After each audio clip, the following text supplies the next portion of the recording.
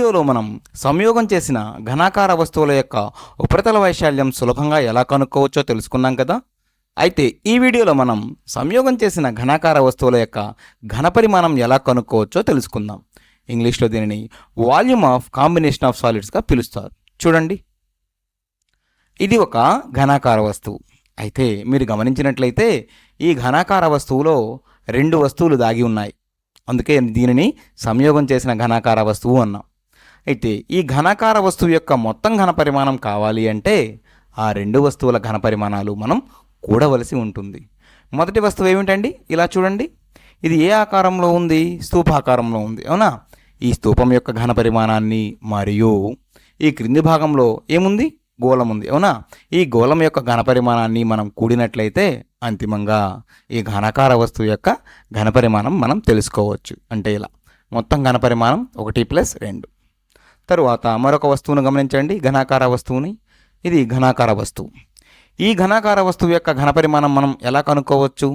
ఇందులో కూడా మీరు చూడండి, 3 వస్తువులు ఘనాకార వస్తువులు దాగి ఉన్నాయి. మొదటిగా ఈ అర్ధగోళం.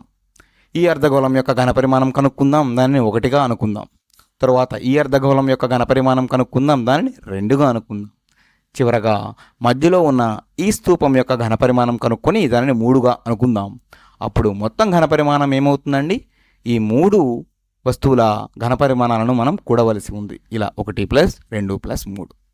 మీరు గమనించినట్లయితే ఈ 2 ఉదాహరణలను మనం విడివిడి భాగాల లేదా విడివిడి వస్తువుల యొక్క ఘనపరిమాణాలు కనుక్కొని వాటిని కూడే ప్రయత్నం చేశాం, అంటే సంకలనం చేశాం. తద్వారా ఇచ్చిన ఘనాకార వస్తువు యొక్క ఘనపరిమాణం కనుక్కున్నాం. తరువాత చూడండి, ఇది ఒక ఘనాకార వస్తువు. ఎలా ఉంది? ఈ ఘనంలో, అవునా, ఈ ఘనంలో ఒక శంకువు భాగాన్ని తీసివేశాం.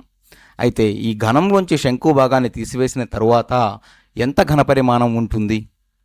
మనకు చాలా సులభంగానే అర్థమవుతుంది. ముందుగా ఈ ఘనం యొక్క ఘనపరిమాణాన్ని కనుక్కుందాం, దానిని 1గా అభివర్ణిద్దాం. అయితే ఈ ఘనం యొక్క ఘనపరిమాణంలోంచి దేనిని తీసివేయాలి? ఇప్పుడు ఈ శంకుభాగం యొక్క ఘనపరిమాణాన్ని తీసివేయాలి కదా. అంతిమంగా మనకు ఫలితం ఎలా వస్తుంది? 1లోంచి 2ని తీసివేయాలి అని. ఇలా 1 ఏం చెప్తుంది? ఘనం యొక్క ఘనపరిమాణం, అవునా? మరి 2 ఏమిటి? శంకువు యొక్క ఘనపరిమాణం కదా. ఆ 1లోంచి 2 తీసివేయాలి. తరువాత చూడండి మరొక ఉదాహరణ. ఇది స్తూప భాగం. అయితే స్తూప పై భాగంలో ఒక అర్ధగోళం తీసివేశాం, అవునా? అర్ధగోళం యొక్క ఘనపరిమాణాన్ని తీసివేసినట్లుగా ఆకారం ఉంది. కాబట్టి ముందుగా స్తూపం యొక్క ఘనపరిమాణాన్ని 1గా అభివర్ణిద్దాం. అప్పుడు తీసివేయవలసిన ఘనపరిమాణం ఎక్కడుందండి? ఇలా ఉంది, చూసారా?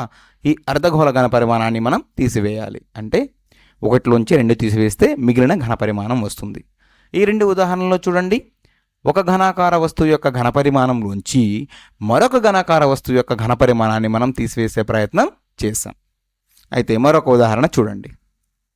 ఇక్కడ చూడండి, ఈ స్తూపాకార వస్తువులో మరొక కోణం, మరొక శంకువు, మరొక అర్ధగోళము ఉన్నాయి, అవునా? గమనించారా? అయితే మిగిలిన ఘనపరిమాణం ఎలా వస్తుంది? మొత్తం స్తూప భాగంలోంచి కొంత భాగాన్ని శంకువు, మరికొంత భాగాన్ని అర్ధగోళము ఆక్రమించాయి, అవునా?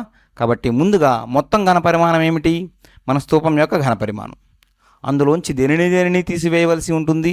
ముందుగా శంకువు యొక్క ఘనపరిమాణాన్ని, తరువాత అర్ధగోళం యొక్క ఘనపరిమాణాన్ని మనం తీసివేయాలి. అంటే మిగిలిన ఘనపరిమాణం ఇలా వస్తుందా? 1లోంచి 2ను 3ను తీసివేద్దాం. తద్వారా మిగిలిన ఘనపరిమాణం వస్తుంది. చివరగా మరొక ఉదాహరణ. ఇక్కడ చూడండి, ఒక చతురస్రాకార ఘనం ఉంది, అవునా? అంటే ఈ చతురస్రాకార ఘనంలో మరికొన్ని ఘనాకార వస్తువులు ఉన్నాయి. అయితే ఆ 3 ఘనాకార వస్తువులు మీరు గమనించినట్లయితే ఒకే రకమైన కొలతలు ఉన్నవిగా మనకు కనిపిస్తూ ఉన్నాయి. ఎలా వస్తుంది ఈ మిగిలిన ఘనపరిమాణం దీర్ఘచతురస్రాకార ఘనంలోంచి? ఎలా వస్తుంది చూడండి. ఎలా వస్తుంది అంటే, మనం దీర్ఘచతురస్రాకార ఘనం ముందు చూసారా? ఆ మొత్తం ఘనం యొక్క ఘనపరిమాణాన్ని 1గా అభివర్ణిద్దాం. ఈ లోపల ఉన్న ఈ ఘనాకార వస్తువుల ఘనపరిమాణం ఒక్కొక్క దానిని 2గా అభివర్ణిద్దాం. తద్వారా ఏమవుతుంది? ఇలా రాయవచ్చా? 1లోంచి మనం 2ని తీసివేయాలి. అయితే 2 వస్తువులు అంటే ఏమిటి? లోపల ఉన్న వస్తువులు, ఘనాకార వస్తువులు ఎన్ని ఉన్నాయి? 3 ఉన్నాయి కదా. కాబట్టి 1 - 3 × 2, 3 సార్లు తీసివేయాలి ఆ 2 ఘనపరిమాణాన్ని. తద్వారా మిగిలిన ఘనపరిమాణం మనకు వస్తుంది.